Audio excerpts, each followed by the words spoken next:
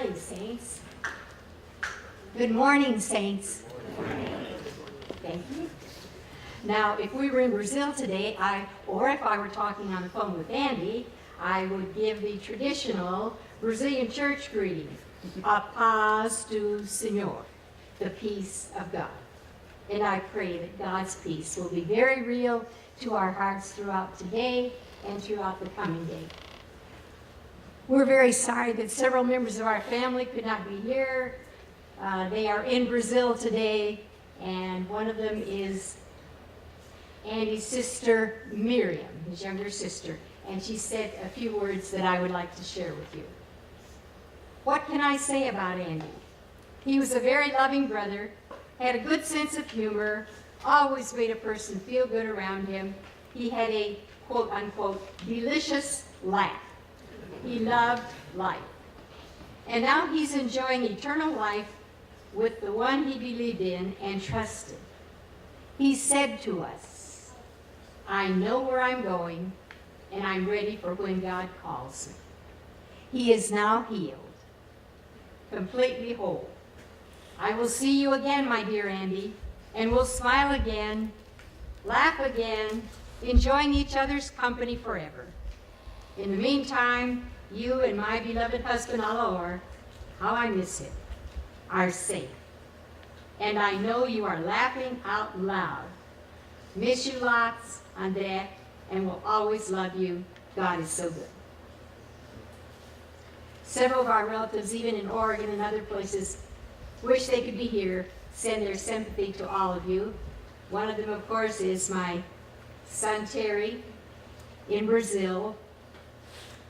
And Terry wrote some sentences. Besides being my father's only living brother for many years, I remember Uncle Andy as a big tease, going back to when I was 5 years old. My family was on furlough from Brazil and lived up the hill from Bethany Bible College in Santa Cruz. Uncle Andy and Uncle Phil were studying there at the time, so they came to see us mainly on the weekends, and they would always leave me a sink full of dirty dishes while I'd be out preaching. They would take my red tricycle and my red wagon to ride them and tell me they were not going to give them back. I would run after them crying as they would ride around the parking lot. Though I didn't get to see him much through the years, I remember him being a big tease on many other occasions. Uncle Andy's dedication to the 49ers also reminded me so much of my father. Along with some of his personality and characteristics, he will be greatly missed. My son David was able to be here today, and he has left a few lines that he wanted to share.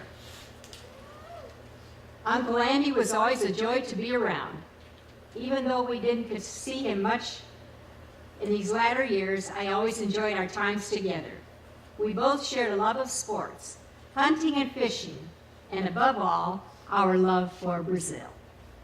We also had a great time with Uncle Andy on his last trip together when I got to bring my daughters to Brazil for the first time. We shared a lot of laughs, and you could see the joy on Uncle Andy's face getting to see so many of his old friends and acquaintances from his childhood and some of the places he had run around as a young man. He will be greatly missed by all of us. I would like to share a few thoughts with you this morning on the subject of a happy heart. And I will do my best to read and not just wander all over God's earth, as missionaries have a habit of doing. Proverbs 17:22 says, a merry heart does good, like a medicine. When I first read that the other day, I thought, does that mean I should throw away all my Tylenol and just concentrate on keeping a merry heart? But that was one of the outstanding characteristics of Andy, was a happy heart. And I pray that every one of us will also seek after having a happy heart. I first met Andy when he was 12 years old in a little mountain town back in 1954.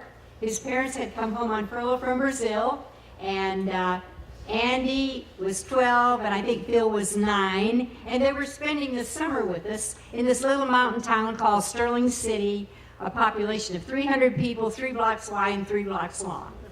They didn't speak much English when they arrived, but they soon learned English because they sat at the TV almost 24 hours a day. They found out who the Lone Ranger was. And during that summer, I happened to be working down in the town of Gridley, about an hour's drive away, with several migrant workers. We were working at the Del Monte Peach Factory 10, 12 hours a day. And I was down there for about a week, and when I came home for the weekend for church, Andy and Phil both met me at the door and said, "Please, no more hot dogs. The only thing that Bernard can cook is hot dogs." So I had to cook some food for them.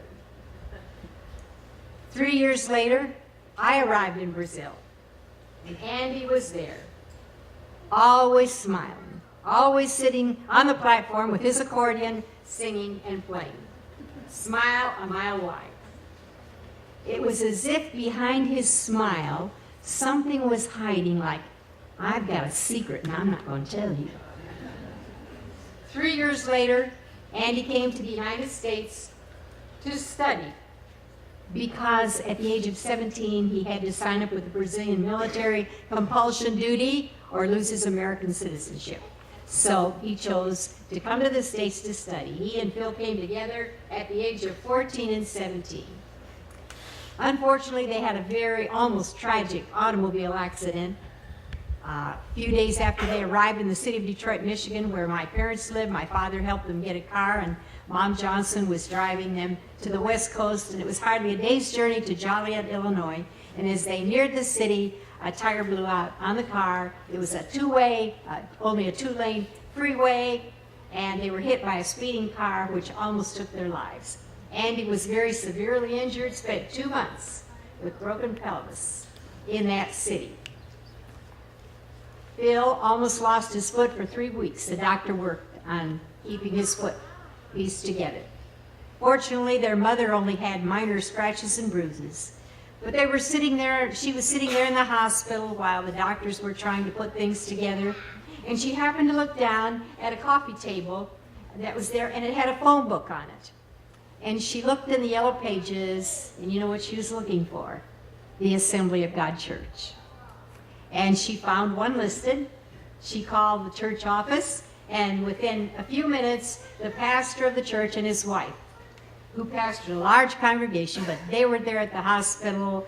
They took the 3 Johnsons to their home, kept them all summer, fed them, looked after them. And a very interesting thing happened. Several years later, that same pastor and his wife moved clear across the country to California, pastored in Vallejo, and at one point, their teenage son was backslidden on drugs. When Phil, who had graduated from Bible college and become a preacher, preached a youth crusade, and their son came back to the Lord. Isn't it amazing the things that our God can do?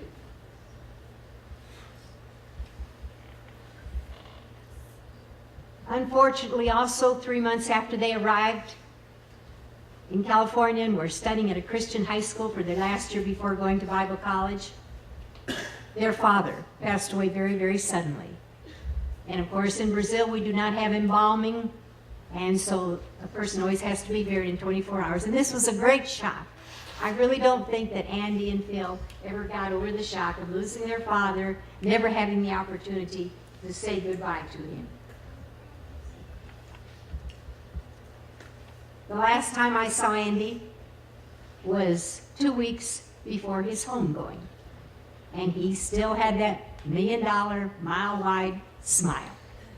We talked about Brazil, about the goodness of the Lord, and the wonderful things the Lord had done. Oh, and I shall never forget, from the very beginning that I saw him in Brazil, I told you about his smile.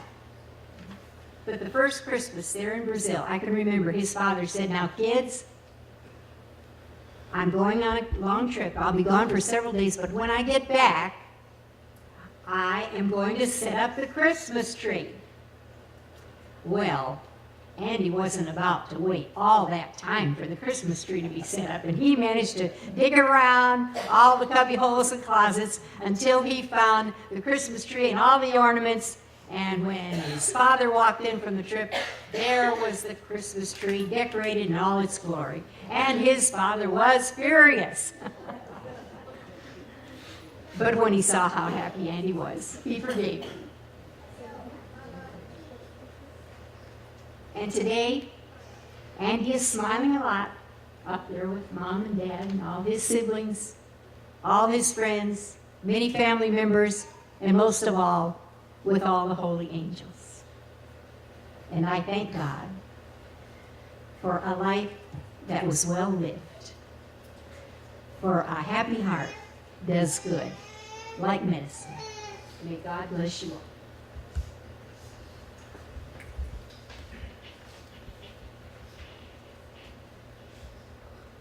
I'm Heaven. And I'm Sienna. And we'll be reading some of his favorite Bible verses. Isaiah 40:31. But they that wait upon the Lord shall renew their strength. They shall mount up with wings as eagles. They shall run and not be weary, and they shall walk and not faint. Isaiah 41:10. Fear thou not, for I am with thee. Be not dismayed, for I am thy God. I will strengthen thee, yea, I will help thee. Yea, I will uphold thee with the right hand of my righteousness.